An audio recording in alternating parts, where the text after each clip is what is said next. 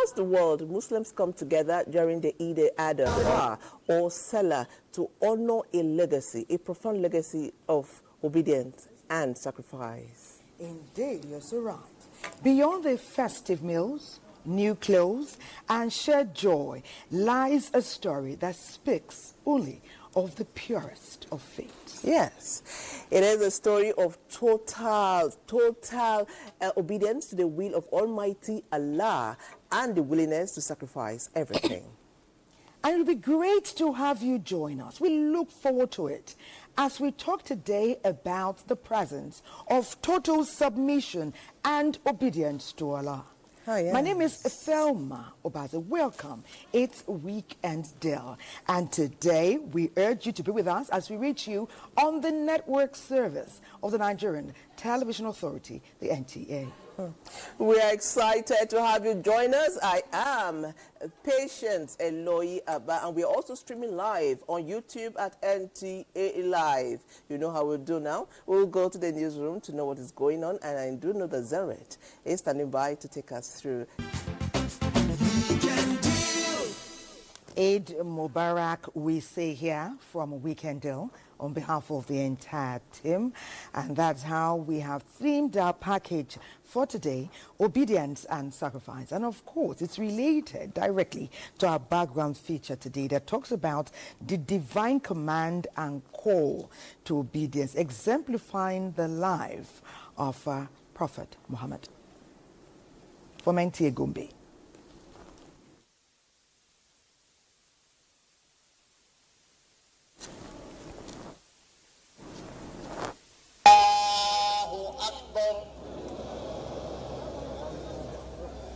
Eid al-Kabir, or Festival of Sacrifice, holds deep significance for Muslims. It commemorates the unwavering obedience and faith of Prophet Ibrahim, who was willing to sacrifice his beloved son Ismail in submission to God's command.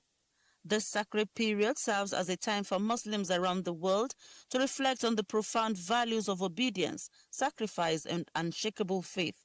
Eid al-Adha simply means the celebration of Muslim globally celebrating the year or the activities of animal sacrifice for the sake of worshipping Allah subhanahu wa ta'ala.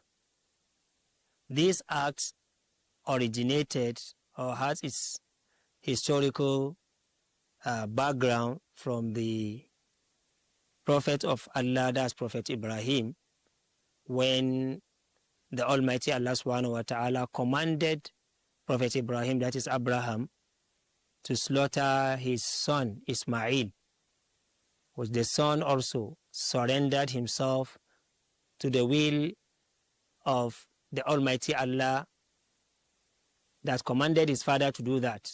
Allah has made it as a result of that sacrifice that Allah asked Prophet Ibrahim to do with his son.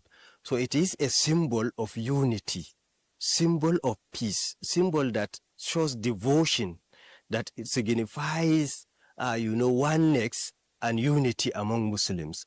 Because on that day, people are expected to sacrifice and at the same time to share foods, meats, and other belongings they have with their fellow and brothers. This story forms the foundation of Eid al-Kabir as it highlights the ultimate test of faith and trust in God. Today, Muslims mark this occasion by sacrificing animals, commonly rams, as a symbolic act of devotion. Yet, the ritual is far more than a physical act. It embodies spiritual discipline, humility, and a reminder of life's greater purpose. Eid al-Kabir is often referred to as the Greater Eid due to its deep-rooted spiritual meaning and historical significance in the Islamic calendar. It exemplifies ultimate obedience to God and personal sacrifice for a greater good. You share with those who do not have, they will feel among, and they will feel that, yes, this is somebody who remembers me and somebody who has feelings for me. So that social bond will be very strengthened. The narrative of Prophet Ibrahim and Ismail teaches us about surrendering to God's will, trusting in his wisdom, and acting selflessly in the face of personal loss. These values remain as relevant today as they were centuries ago. Every year, Muslims globally commemorate this act of faith by sacrificing animals and distributing the meat. The meat is divided into 3 equal parts, 1/3 for the family, 1/3 for friends and relatives, and 1/3 for those in need. After slaughtering, they fry it, they distribute it to so many people. In fact, some people, even those who are not close to you, go and give this distribution to the people. So it's very important. Eid al-Kabir is more than a celebration. It's a living reminder of Prophet Ibrahim's legacy. Through it, Muslims are called to live by the values of obedience, trusting God, and generosity towards others. As we celebrate, we are reminded that true sacrifice lies not in loss, but in spiritual. Welcome back. Thank you so much, NTA Gombe. That was deep, and we know more now about what we are celebrating, because we do know that at the heart of the celebration lies a sacrifice of a prophet, Prophet Ibrahim, peace be upon him. He was tested by God in a way that only few men can imagine. And what did he do? He willingly obeyed to sacrifice his son. And just at the point of sacrifice, God showed up like he always does with a ram.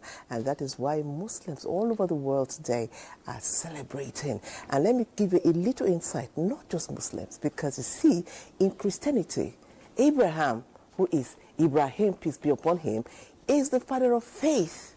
He is the father of faith. If you talk about faith in Christianity, the first name that pops up is Abraham. So we all celebrate. Let's go over to NTA Bauchi right now. They'll be taking a look at working in obedience. Allahu Akbar, Allahu Akbar, Allahu Akbar. In the spirit of selflessness, with heart full of devotion, the hearts of those who carry out obedience to Allah's command with love and submission can preserve their state of contentment on the changing conditions, which becomes conduits of wisdom, goodness, and prosperity. Obedience to Allah in today's world involves sacrifice, living in accordance with Islamic teachings, striving for sincerity, and applying the principles of Islam in modern context. There's an obligation upon you to take care of the shelter, of feeding, clothing, healthcare, education, and all other things. When you do this to the full of your ability, that is a kind of obedience.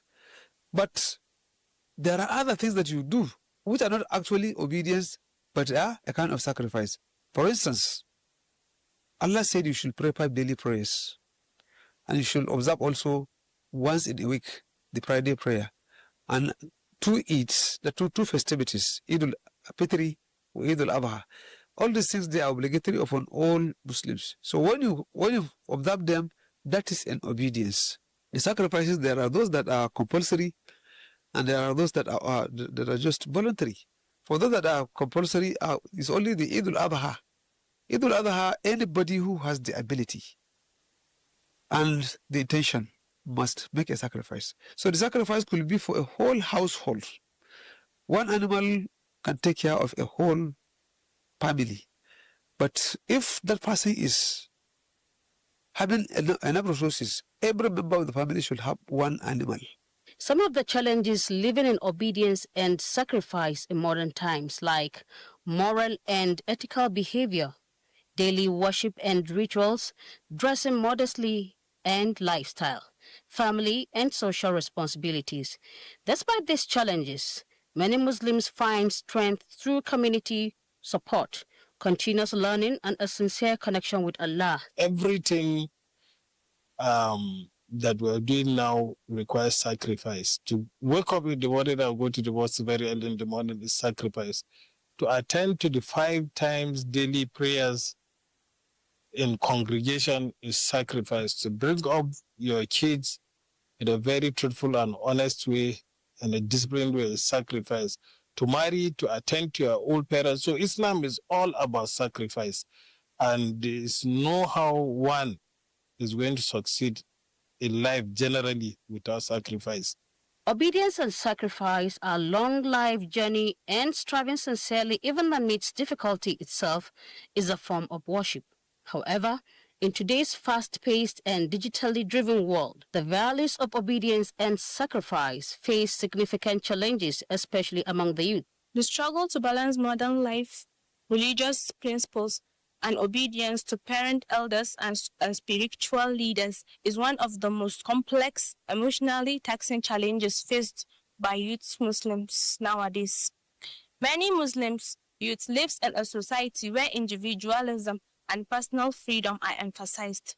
So they are exposed daily to lifestyles, ideologies, and behavior through schools, medias, and peers that may contradict Islamic values. In order to help youth embrace meaningful values, parents and leaders must model their traits authentically. Youth must be shown how obedience and sacrifice can empower them and not limit them in a meaningful life journey, as well as educational and religious institutions, creating engaging ways to teach them.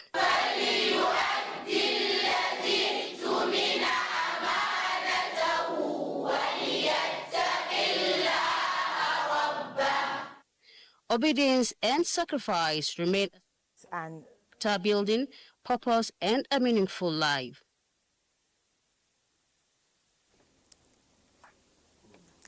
Obedience and sacrifice indeed, and Islam is all about sacrifice. And we heard in that feature how Muslims sometimes struggle to balance modernity, a high level of sophistication, sometimes with religion. And thankfully, it's all being well balanced, especially as we have our special guest in our studio today to enrich our conversation and drive home integral knowledge that we all need to know. So we meet, greet, and welcome Malam Yusuf Oriyomi. He is an educationist, an economic policy and development advocate. His profile is next.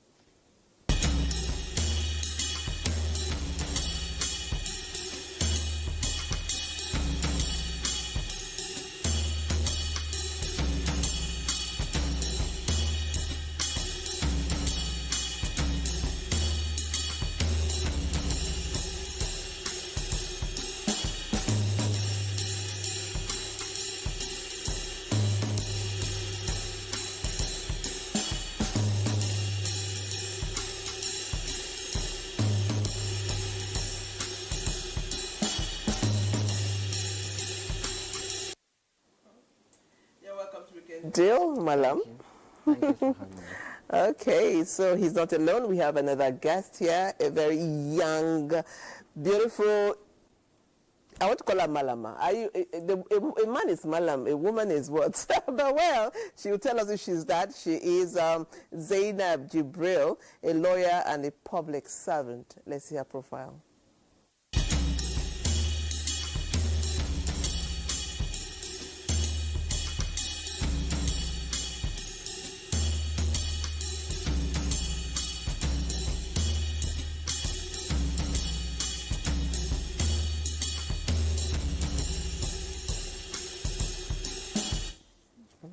Okay, you're welcome. Assalamu alaikum. Thank you. Wa alaikum salam. Oh, yes. What a wonderful time to be with us on Weekend Deal.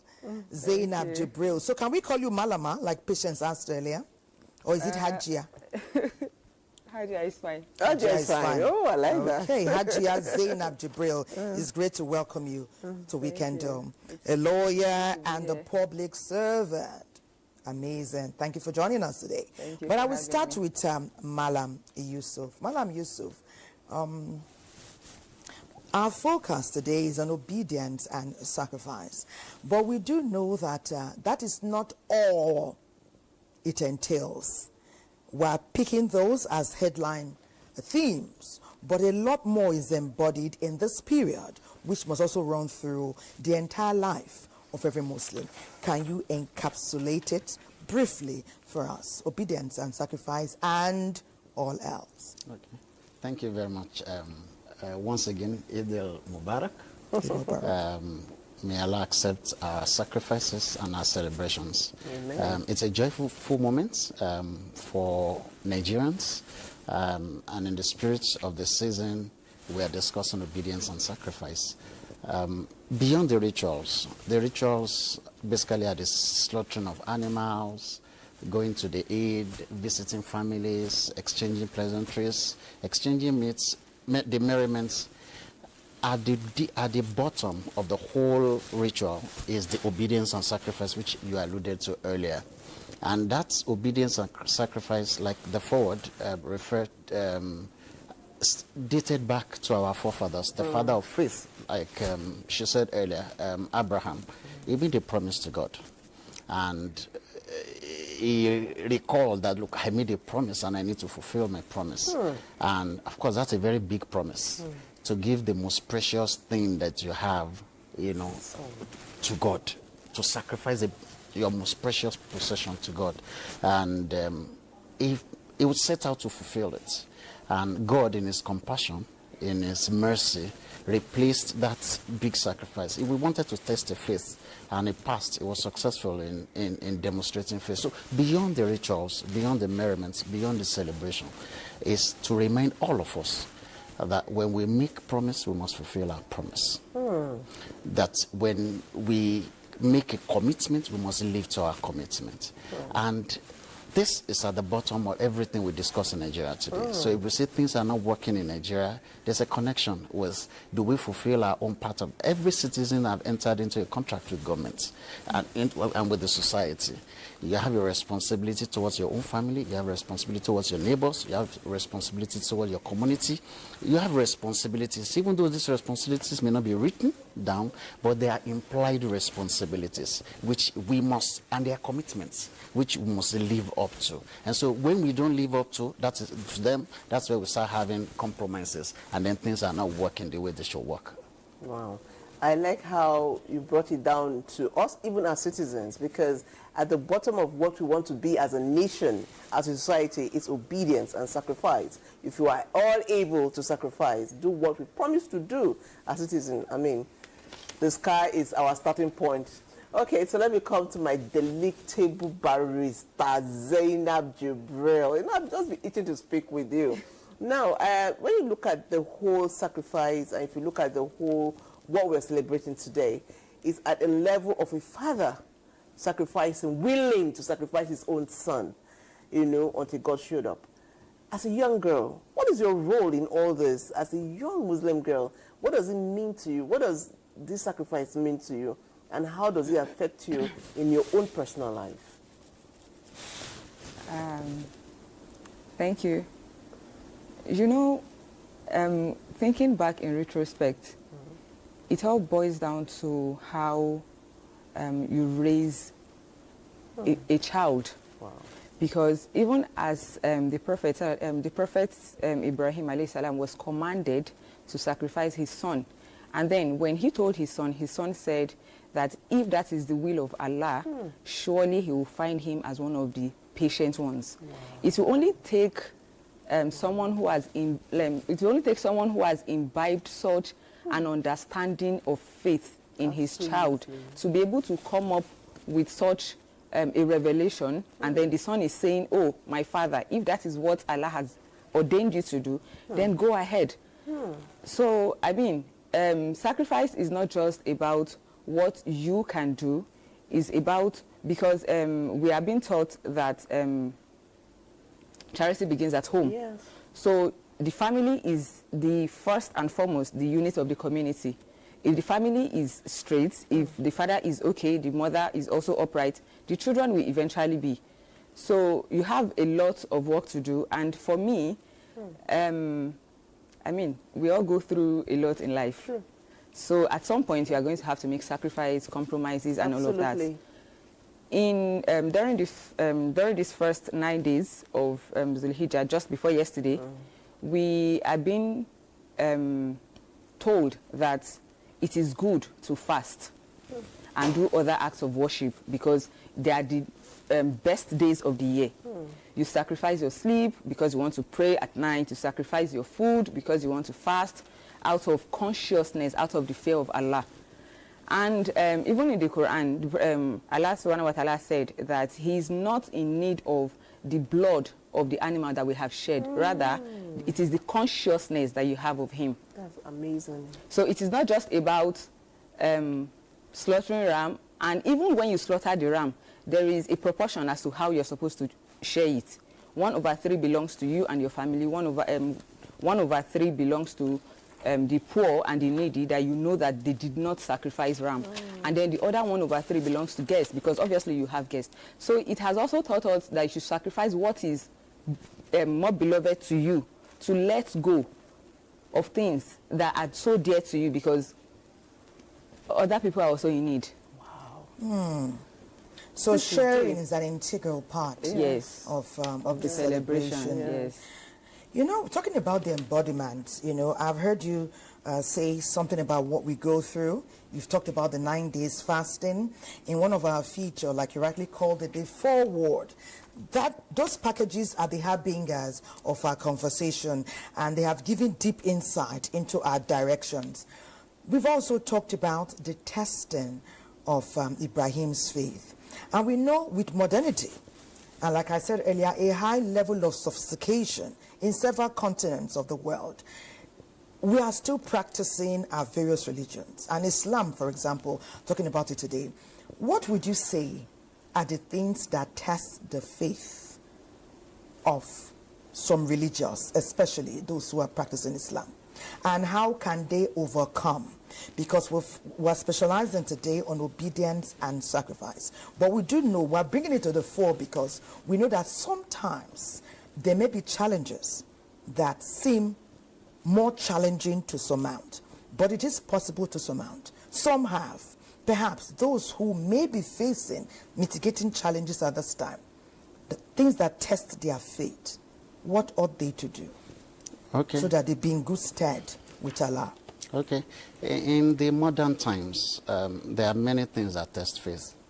In one of the narrations of the Prophet, he said, look, I've not let two trials that are greater for men than women and money. Of course, you can connect to that.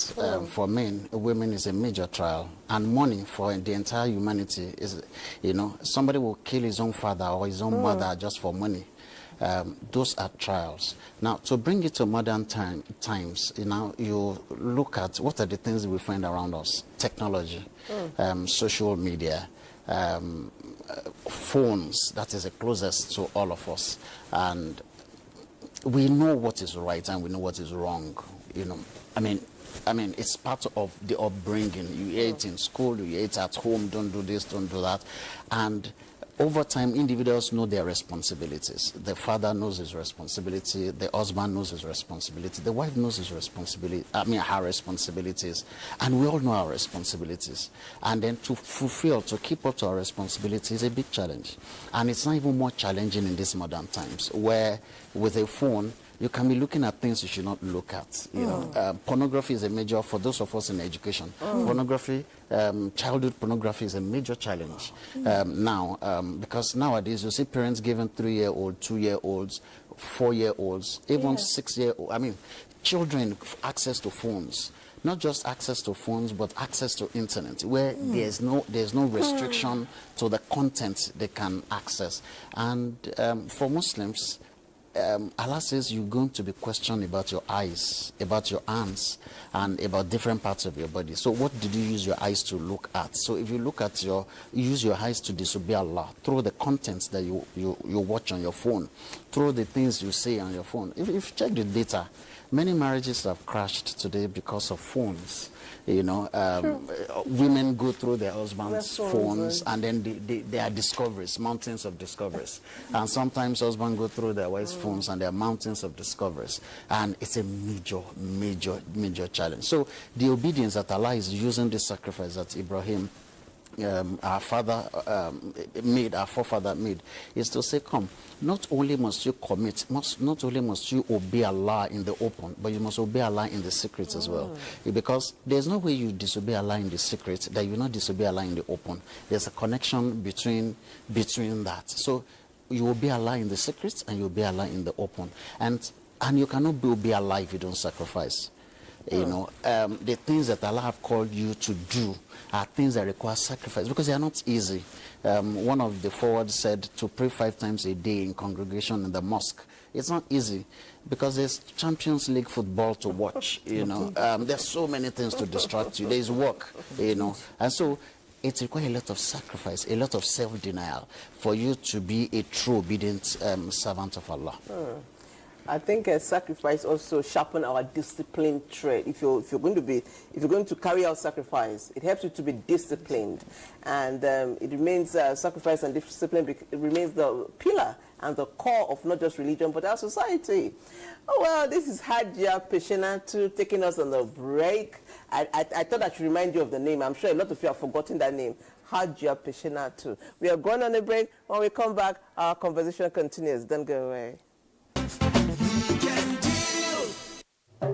It's always a pleasure to have your company on Weekend Deal, especially at this time when we're nourishing our lives and our conversations through discourse right here in the studio, talking about obedience and a sacrifice during this Salah celebration. Our features continue. We have set the tone with our background feature. We have also traversed to Bauchi. We're coming now to Kefi. Perhaps we're making a turn. We're coming around. And at Kefi, what they focus on is the cost of true devotion. We've talked about the level of sophistication that may bring about test of faith. But Kefi has done some research. Kefi, please take it from here. In every spiritual journey, the call to obedience often comes with a cost. For some, it means giving up luxuries. For others, it means letting go of deeply rooted dreams. In this special feature from Kefi, we highlight Muslims whose commitment to their beliefs led them to make life-changing choices that redefine success and purpose. Similarly, Dawood Amuta's story speaks to another form of sacrifice. An assistant administrative secretary with Muslim professionals in Daura, he was born into a secular family and experienced a personal rebirth into Islam after years of deep searching.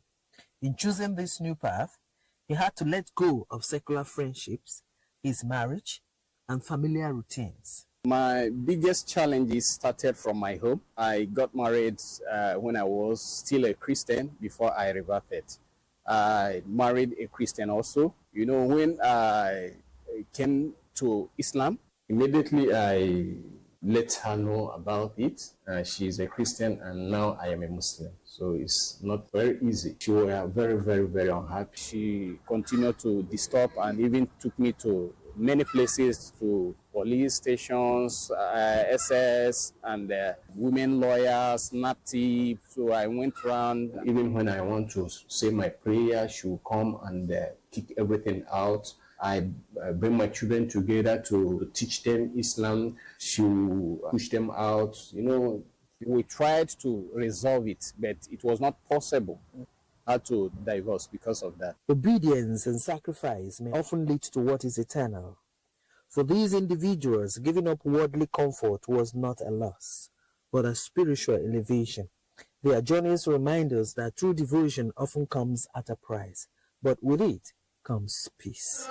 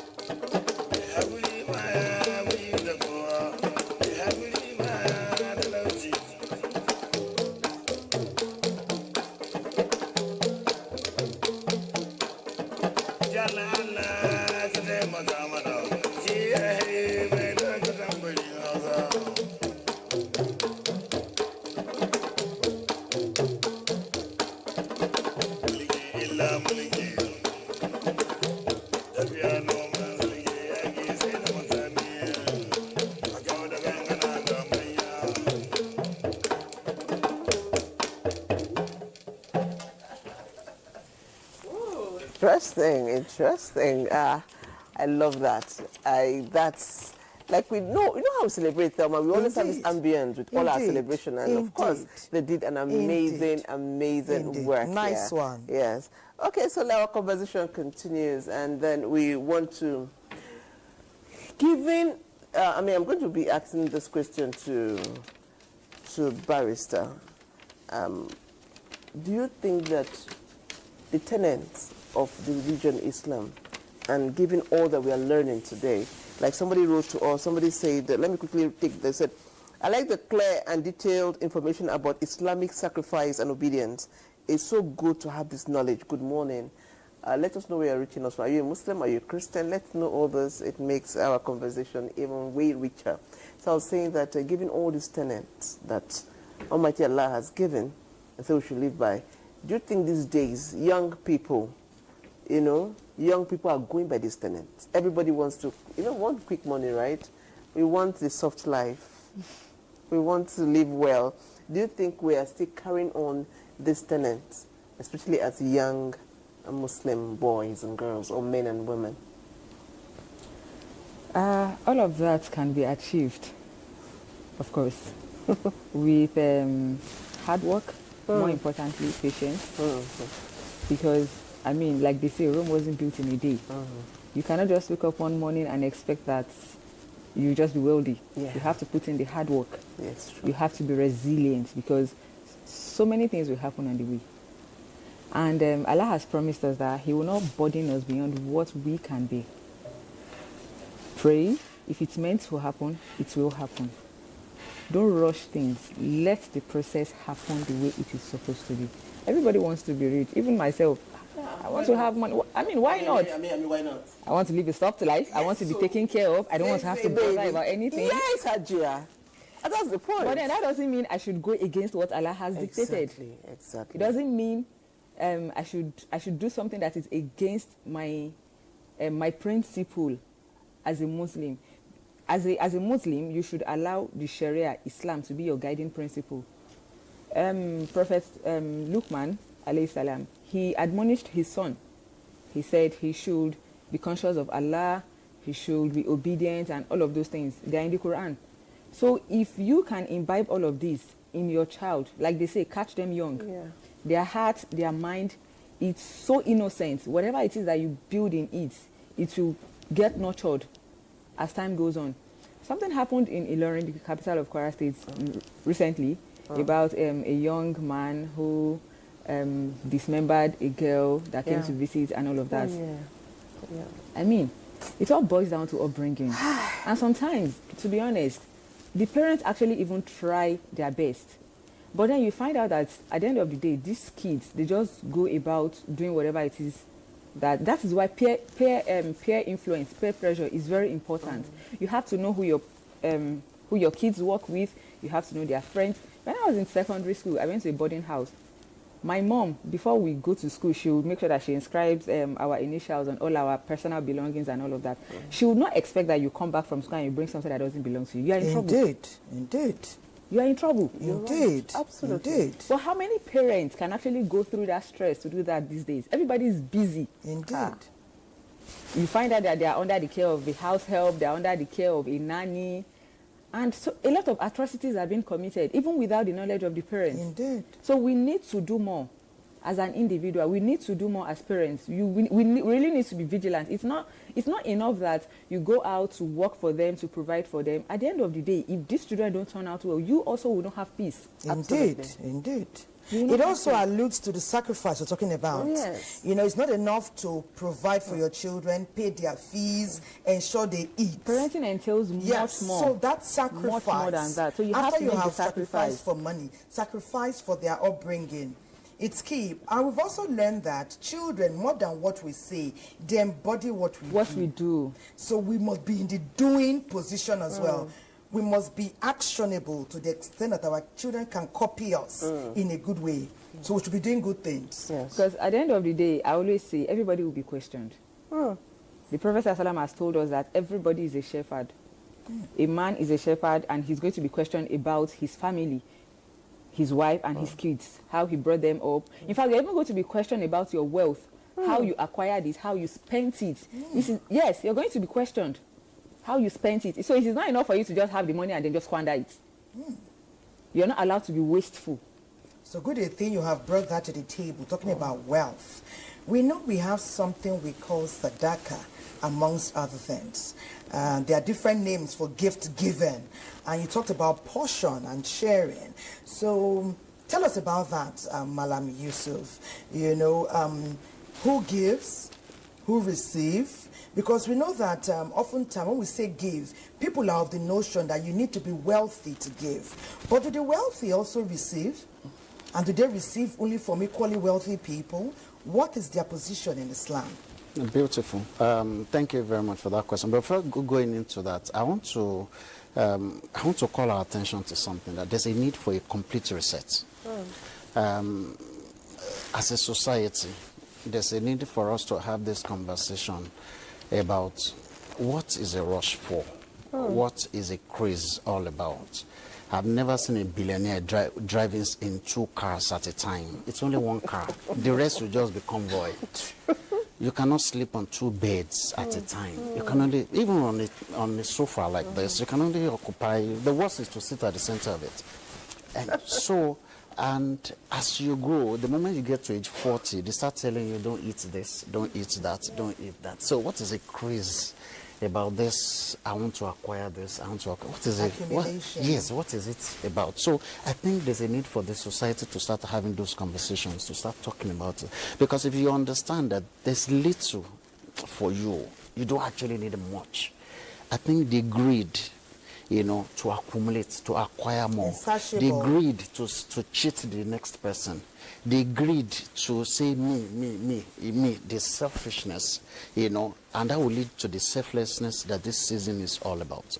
This season is about obedience and it's about sacrifice. It's about selflessness. People should not legitimately work hard and earn, because we have innovators, ingenious people who are legitimately wealthy. By design, from the way Allah has created us, Allah has created some people to make little effort and to be stupendously rich from their little effort, you know. And He has made some people to sweat a lot, and yet the reward is not as commensurate. It's deliberate to avoid chaos in the society. Some has to be rich, some has not. Some will remain not so rich, you know. Because if everybody is rich, who will serve who? And if everybody is poor, who will sacrifice animals to say, okay, I'm giving you a portion? And so the design of Allah is that some are rich. And that richness, you have been given more than what you need. Not because so that you can be buying private jets or be buying what you don't need. So that you can remember the downtrodden. If you have been given what is more than what you need, then the excess on it is meant for others. It's meant for your neighbors. It's meant for your families. It's meant for the society at large. And if you look at the spirits of Islam, there's so much giving, you know, coming back to the question you asked. There's so much in giving in Islam. There's zakah, there's sadaqah. You know, from your wealth, 2.5% of your wealth must go to the poor.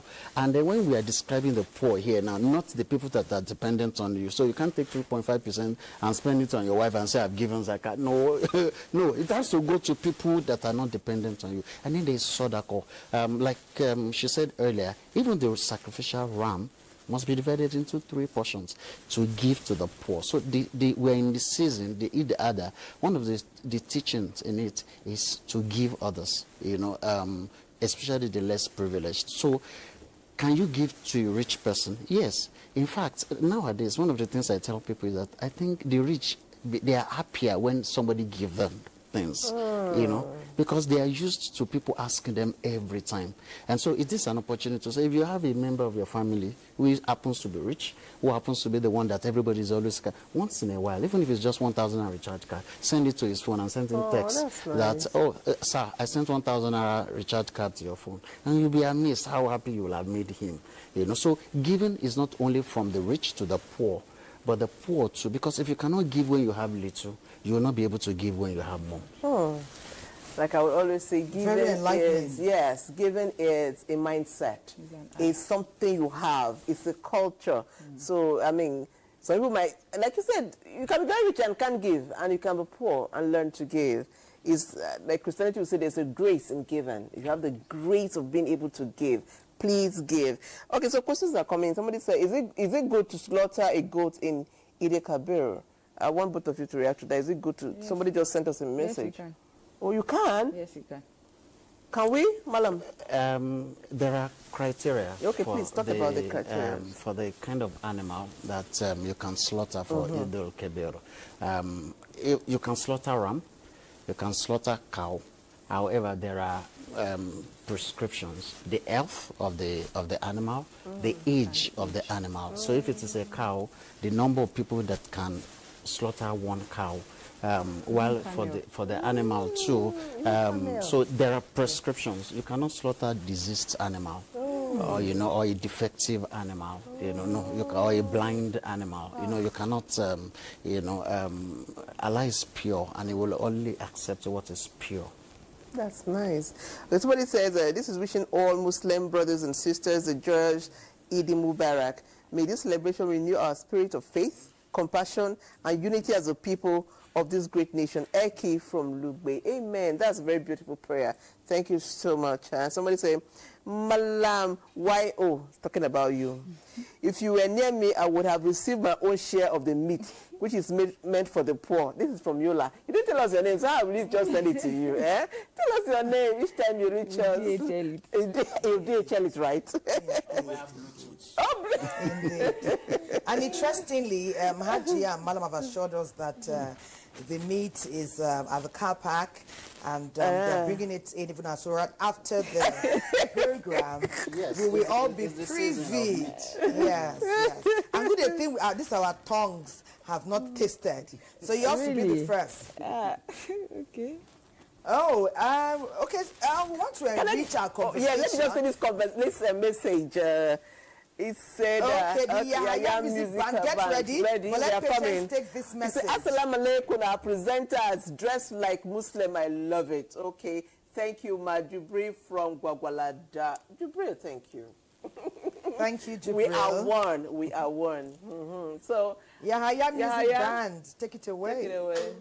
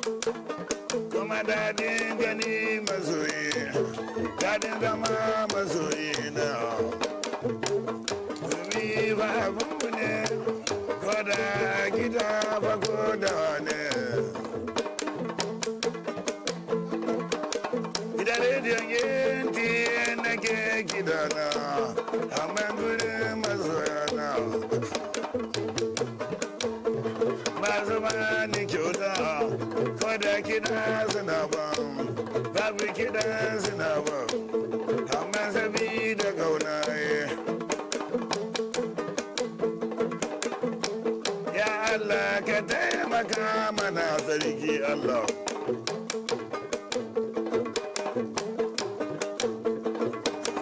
Jama'ar kasa ta baraka da kan yi sallah lafiya masoya. Ai goron sallah muke rabawa, murnar sallah kullum muke yi. Rediyon NTA nake gidana, amma gurin masoya na ya haifa masu ganga ya gode. Kuma me kina da gurmi. Rana sallah muke gidanmu, amma gurin masoya masu mani kyauta, kada kina suna mu. Ajino gati kana ya bamara, sarki yake garin fulato, ne ba ni kudade, amma sabi da gauna. Jeri magodiya na gemara, soni ma yana ba, amma sabi da gauna. Ina dodo gara ba dodo, dodo mala.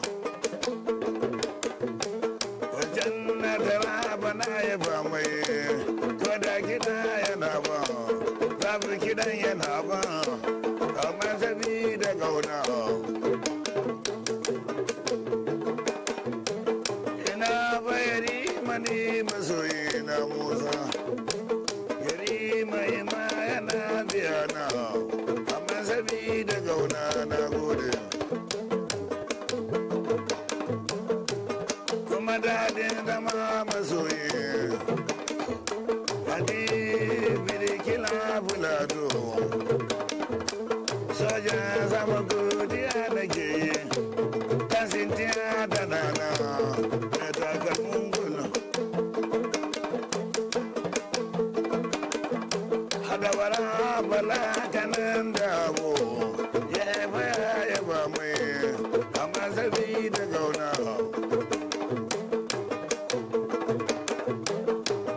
ya Allah ka taimake mu ka da dare baba masu nera zamani ya kamata mu gaida ku masu babu jaka fitalle gidan MTN na ke gidana amma gudun masoyana masu bani kyauta shaidawa zo bisa masoyi dan kyawa masu gurmi ya haifa ya yaba dan birnin dutse masu gurmi hausa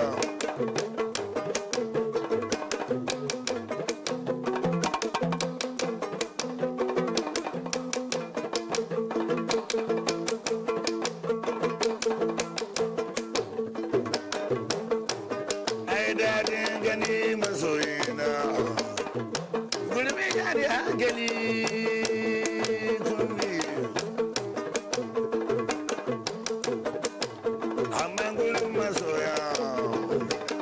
ai goron sallah nake rabawa amma gurin masoya na ne barka da kun yi sallah lafiya baba na kasa kawo ji na sali ganga alame mai tashe mana ya nuna mana na wani barada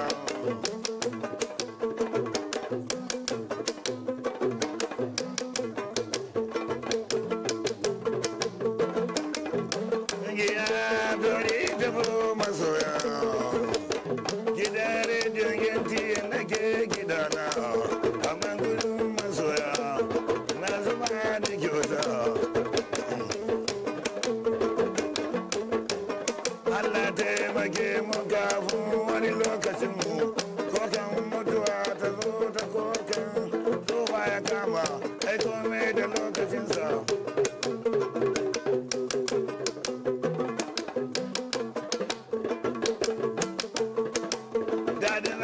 masoyi magi abun gudu ne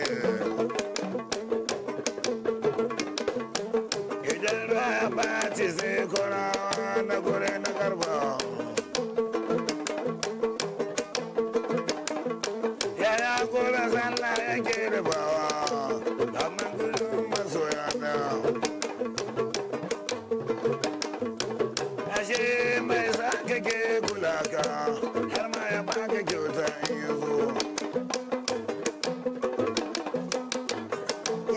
na gaya wa yara har magani da manya kowa ya so masoyi magi abun gudu ne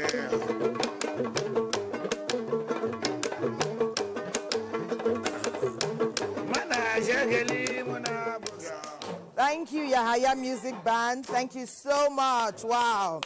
Malam Yusuf and Hajia Zaina, please join us to celebrate Yahaya Music Band because you enjoyed all they've been extolling all through. Thank you so much, Yahaya Music Band. You know, while they were performing, I was just thinking how beautiful life will be if we all tolerate each other. You know, Christian, Muslim, but see us. We identify with good music irrespective of culture or indoctrination. We know right and wrong, irrespective of religious bias or belief. So if we know all of this, like you said earlier, many more people know it out there. But sometimes we do notice slight divisions here and there. And the divisions sometimes are more celebrated than the ties that truly bind us. Why is that? And what should we do to bring this to naught? To deactivate such practices? The truth is, in a verse of the Quran, Allah says if he had willed, he could have made all nations to be a single tribe, or to be a single tongue, or to be a single religion. But he, in his wisdom, made us to be different tribes, to be different tongues, to be different religion. It's to test our faith, to know who will be most righteous among you. Because there are responsibilities, in Islam, there are responsibilities you discharge towards Muslims, and there are responsibilities that you discharge towards the entire humanity. And you will see, if you check well, you discover the one you discharge towards the entire humanity are many. You know, I give example, one of the narrations of the Prophet is that he is not one of us, he whose neighbor is not safe from his harm. And how do you define neighbor in Islam? 40 houses to the right, 40 houses to the left, 40 houses forward, 40 houses back. And there's no description that those neighbors must be Muslim or Christian. No, the neighbor is a neighbor. You know, so if we all live by this, to say we are good to our neighbors, we are good neighbors. In fact, in another narration, the Prophet has talked about neighbors so much, I mean, extolling us to be good to our neighbors, so much so that, you know, the writer said, it's as if you want to make my neighbor to be one of my inheritors.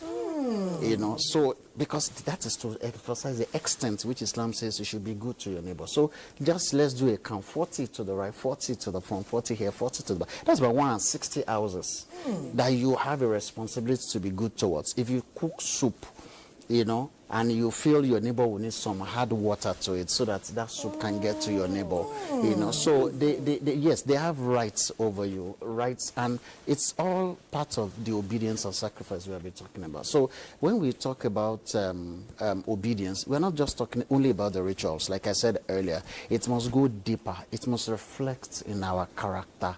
In fact, the Prophet said, I have been sent to perfect character. And so the one who goes to mosque 5 times a day and do all of that, you know, without letting those rituals reflect in his character, then he still needs to do more.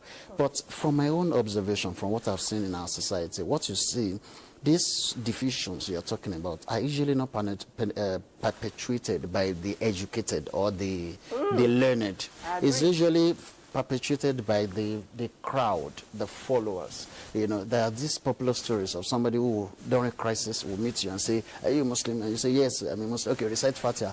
And then you're reciting Fatiha, you're asking another person, is it correct? So meaning he himself, you know, does not know how to recite Fatiha, even though he's claiming to be a Muslim. Yes. So he's asking another person. So he's just mischievous. It's just mischievous, you know. So he's asking another person, what he's saying, is it correct? Is he reciting it well? You know. So what you find is that the so-called division, you know, are actually perpetuated by I would agree to tell you the ignorant ones. It's so easy to see, especially for the rich. You see a Davido calling on Kwaliko.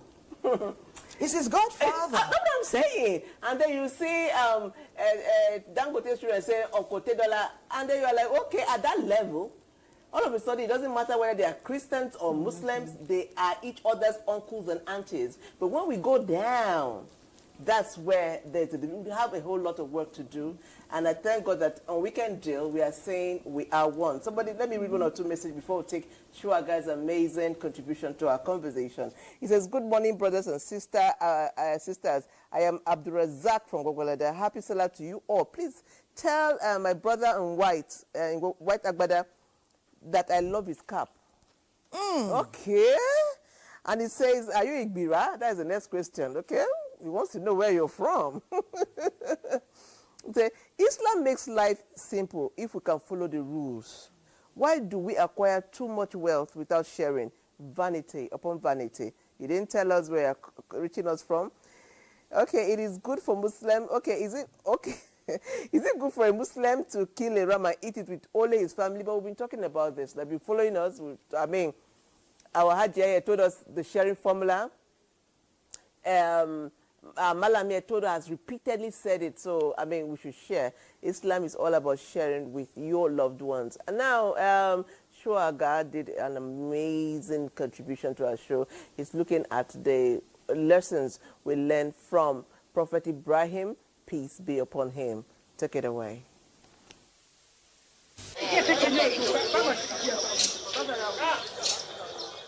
As a father, you have to be a visionary father. If you are not a visionary father, then your family will be in disarray. Number two, you have to train your child to believe in what you believe. Train your child about God.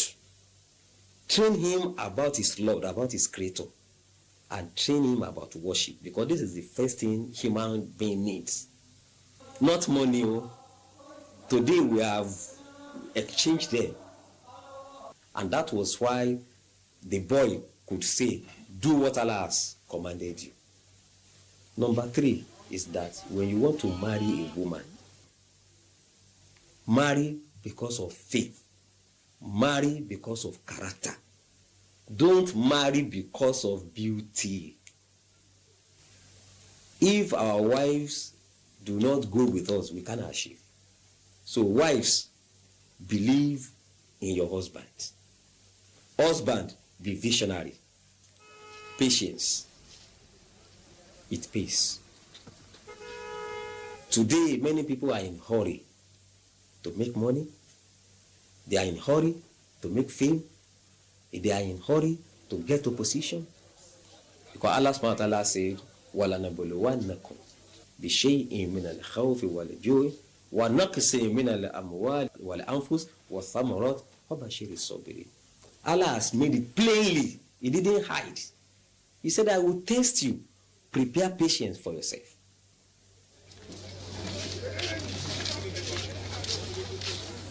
Rasulullah sallallahu alaihi wasallam was patient. All other prophets, they were patient, including Ibrahim. We are talking about him today. Many people will become millionaires. Out of what? Out of the patience of this man. And that is why Allah called him the father of faith. And in another part he said, وَمَنْ يَرِغَبُ عَنْ مِلَّةِ إِبْرَاهِيمَ إِلَّا مَنْ سَفِيَ نَفْسَهُ. That none will go away from the path of Ibrahim except the person is lost. We should be patient. We should be obedient. We should be faithful. We should be sincere. When we have these four qualities, we are good to go.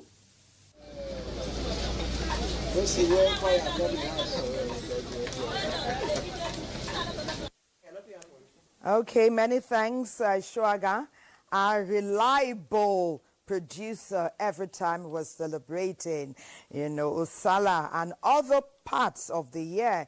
Shuaga, thank you. That was very detailed and in-depth. And we've been talking behind the scene about the lessons learned. And we spoke far and wide in 5 minutes. You won't believe how far and wide we went. We traversed Nigeria. We also went beyond. And we're talking about tolerance and being tolerable as well. Let me talk to my barrister. Still talking about ties that bind and sometimes tie that separate. We've come to a point where we understand that oftentimes it's mischief making, or because one other party is very sensitive, and that's why they take things to the extreme. We also heard one of our features, a man was talking about how his wife had taken him to different courts. One of the courts mentioned was Sharia court. So being a lawyer, being a barrister, I'm talking about ties that divide and unite us. What will be so challenging to people that the issue will get to the court, either as neighbors, either as spouses, either as family members? What goes beyond four of us sitting down and talking and coming to resolution? What entails that we go beyond this and take matters to the court? And when matters get there, what usually is the resolution?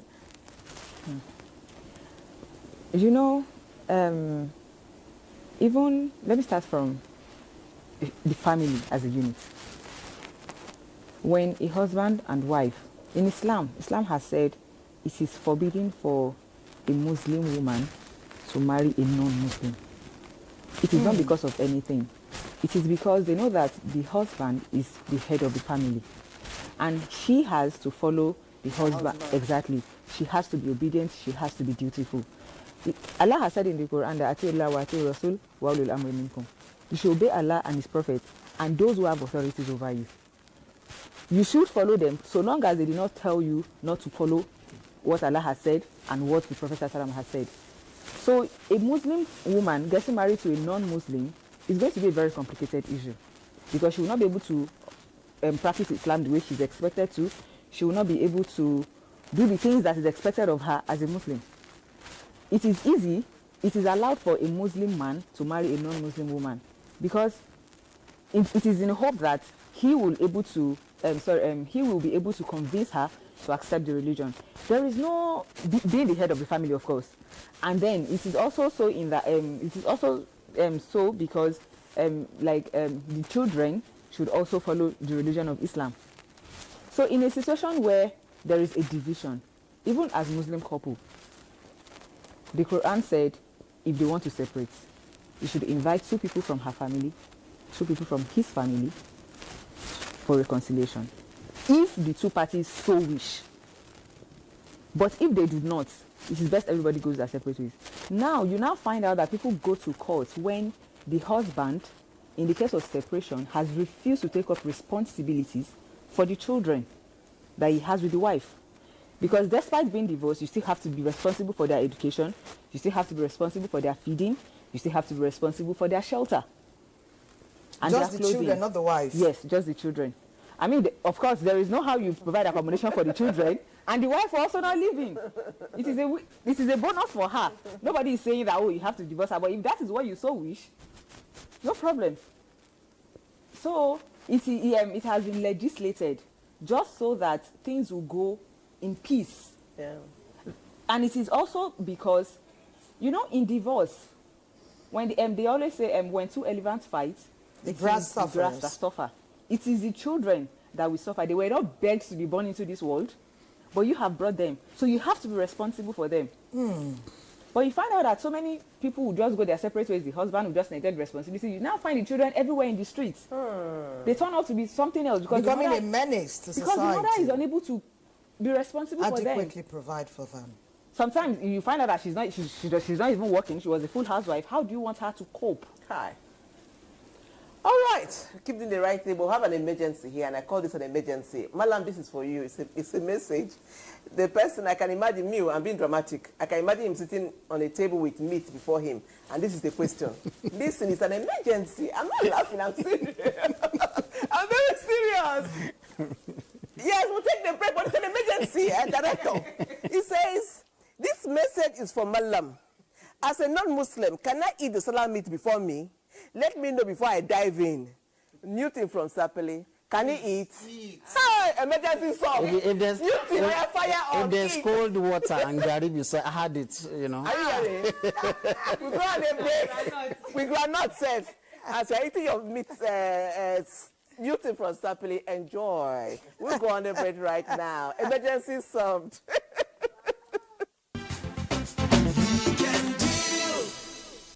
This is Weekend Deal, your effervescent breakfast television program every Saturday and Sunday, and it's from 7 to 9 a.m. We are live, just like now. And talking about our focus today, obedience and sacrifice. I'm obey my director promptly. He has said, Thelma, tell us about Art Life, and that's what we'll be taking next. And good thing, Uma, our sister, Hajia Uma, is the producer of Art Life. Hajia Uma, please, how creatively are you bringing our topic to the fore with Art Life? Show.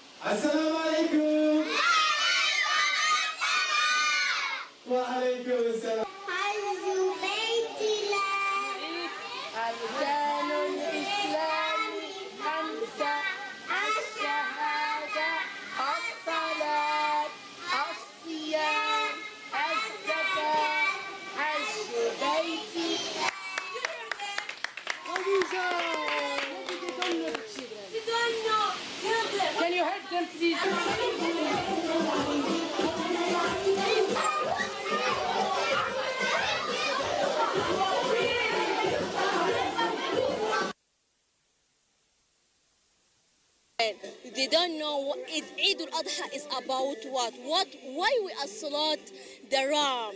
So now in this event, we want to show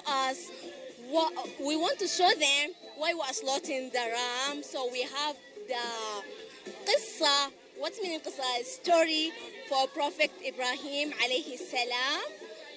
When he wants to slaughter his child, and Allah is bringing this ram from Al-Jannah. So this one is supposed to the children know it from now. The importance of this event, I want my kids to know about it, to know that, repeat it. And to know the importance of Quran. So I'm happy today that this opportunity give me Allah first and the parents that with their help that happened this event.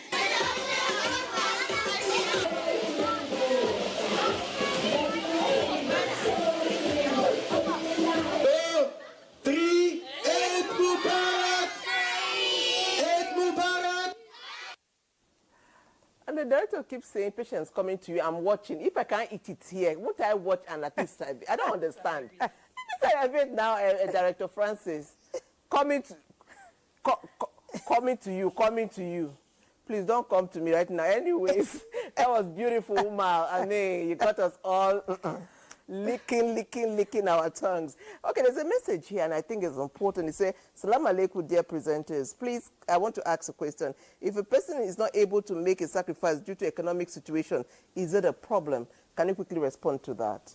No, it's not a problem. Okay. There's nothing in Islam that they have been asked to do beyond your capacity. So the slaughtering of animals is only for those who have the financial capacity. You know, it's not.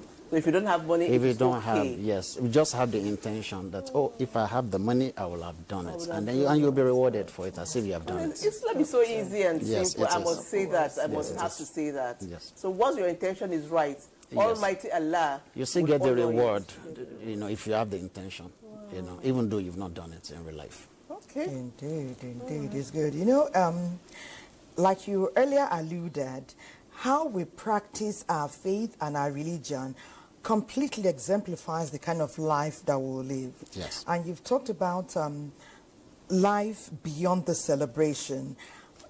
We have another 6 months or 7 months left, you know, in this year.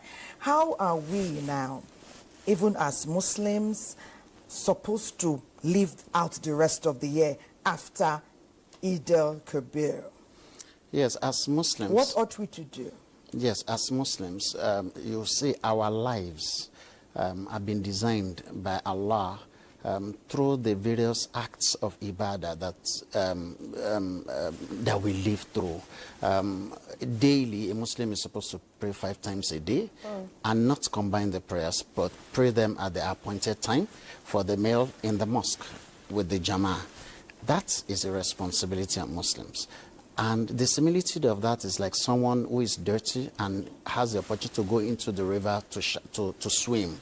Of course, it will not come out of the river as dirty as it was before it went into it. That's what happens if you truly observe those prayers the way you should observe them, with your mind present in them. So you have 5 times in a day to be able to purify and improve yourself. Then we had Ramadan in March, 30 days of fasting, another spiritual cleansing and journey period for all of us. And then we've just had Eid al-Adha, a moment of sacrifice, you know, of sharing with others. So if we let the lessons in these various activities abide in our lives, and we live to, not just in ritual, I keep emphasizing this, we have to live them true and true, you know, and be responsible husbands, be responsible fathers, be responsible workers at our various places of work, be responsible neighbors, care about others, obey Allah in the open and in the secret, sacrifice your desires, you know, then we will have a better world.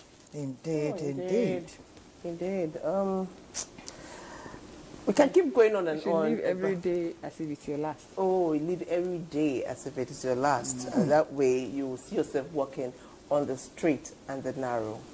Okay, it is time for us to do something for Sports Summit. And Godwin spoke with Abdulaziz, former Super Eagles captain.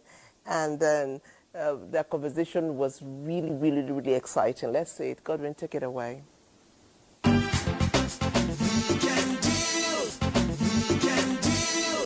Many thanks, Godwin. And when you see Godwin with Sports Summit, you know that we are at the peak of our package, and then we'll start to wind up. So we will not wind up without hearing from our guest, very enlightened, who have nourished our package today. We'll start with Hajia Zainab. Hajia Zainab, I'm already tasting the meat and the rice. I like the way she will laugh. Please wrap up. I love how Zainab will laugh. Has been our theme today. Encapsulate what we have discussed. Obedience and sacrifice. Yes. I mean, what is the religion of Islam without obedience and sacrifice? Your life is guided by the principles that has been laid down. Obey it, and you will be fine. Okay. It's not hard. And Allah will not place something that He knows that you will not be able to be. You see, even these, our 5 daily prayers, it is, in fact, it would have been 50. Yes, it would have been 50.